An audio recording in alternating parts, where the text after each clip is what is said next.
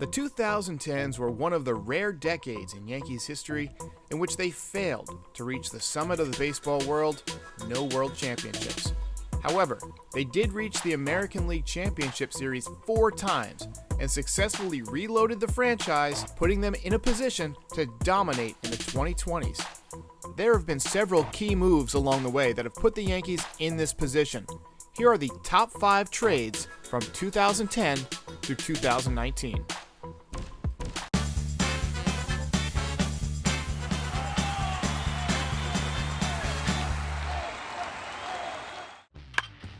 Number 5. This was a monster trade at the time.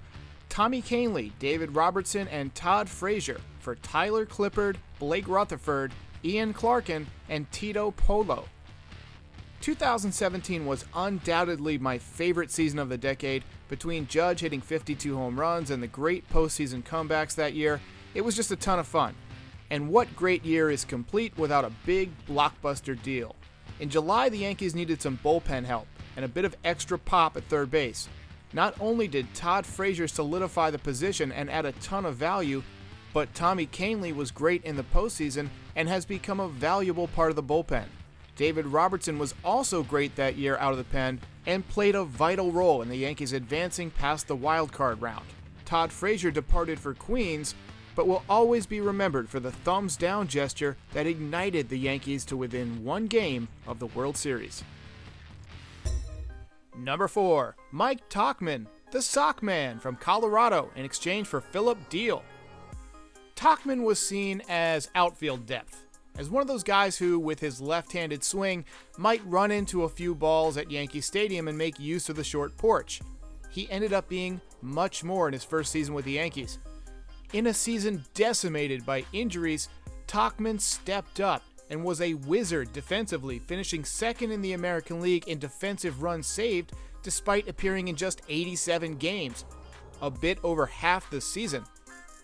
He batted a respectable .277 with a terrific .865 OPS, 13 home runs, 18 doubles, and he hit .423 with a 1.224 OPS in July.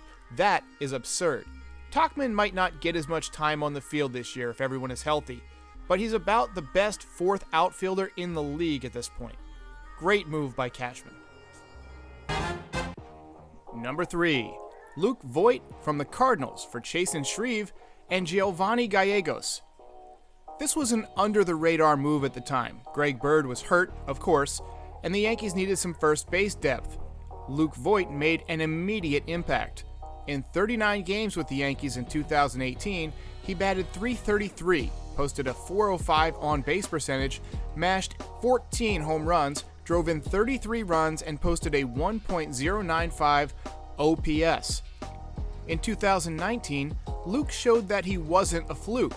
His numbers were down overall because he missed a major part of the season with a hernia that required off-season surgery, but he finished with a terrific .842 OPS and a career-best 21 home runs and 62 RBIs. Luke Voit spent all winter recovering in the log cabin, dropping 20 pounds, and is ready to mash in 2020.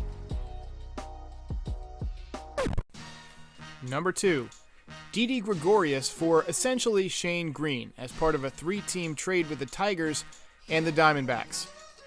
What can you say about Didi Gregorius that hasn't been said? He had the biggest of shoes to fill when he took over for Derek Jeter. He didn't allow a tough start to hold him back, and he just kept getting better. Even though he was only with the team for a few years, he's going to go down as one of my all-time favorite Yankees. Didi was clutch, getting big hit after big hit in the postseason. He was likable. He brought a ton of energy and personality to the team. Overall, he was a great Yankee, and I hope one day he'll be back. And number 1, Aroldis Chapman for Gleyber Torres, Adam Warren, Billy McKinney, and Rashad Crawford. This is the trade that will be in Brian Cashman's obituary. This deal began when the Yankees acquired Aroldis Chapman for pennies on the dollar from the Reds, and culminated when they moved him to the Cubs that July for Gleyber Torres, a prospect at the time. Chapman won the Cubs a World Series, but Torres may go on to become a Hall of Fame player. In 2019, as a 22-year-old, Gleyber Torres posted an .871 OPS with 38 home runs and 90 RBIs. He's already a two-time All-Star, and it won't shock me if one day in the not-too-distant future, he gets one of the biggest contracts in Major League Baseball history. Honorable mention, Giancarlo Stanton for Starlin Castro and 2 prospects. Stanton polarizes fans, I get it. He makes a ton of money, and he spent almost his entire second year in New York on the injured list. That doesn't change the fact that he led the team in home runs and RBIs in his first year with the team and posted a 4.3 wins above replacement. Honorable mention, Aaron Hicks for John Ryan Murphy. Aaron Hicks has been on and off the field, but he is evolving into a great player. Honorable mention, Zach Britton for 3 prospects. Britton has gone on to be a great bullpen piece, and he was recovering from an injury at the time. Honorable mention, Chad Green and Luis Cessa for Justin Wilson. Obviously, Green and Cessa have become big parts of the bullpen. Honorable mention, Gio Urshela from the Blue Jays for cash considerations. Gio Urshela wasn't so much a trade as he was a robbery. Thanks for watching, and I'll see you next time.